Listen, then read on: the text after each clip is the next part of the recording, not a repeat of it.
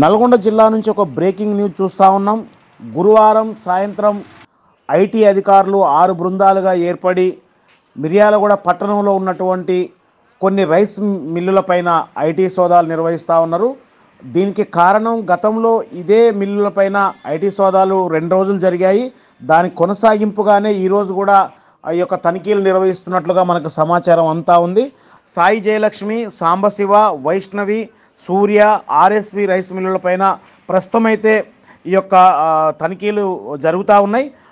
ఈ ఎప్పటి వరకు కొనసాగుతాయి, ఈ మిల్లుల వరకే పరిమితం అవుతుందా, లేదంటే మిగతా వాటిపైన కూడా ఐటీ దాడులు కొనసాగే అవకాశం ఉందనేది మాత్రం మనకు తెలియరావడం లేదు. మొత్తం మీదనైతే మిర్యాలగూడలో ఐటీ దాడుల యొక్క కలకలం అయితే గురువారం సాయంత్రం ఒక చర్చనీయాంశంగా మారిందని చెప్పొచ్చు.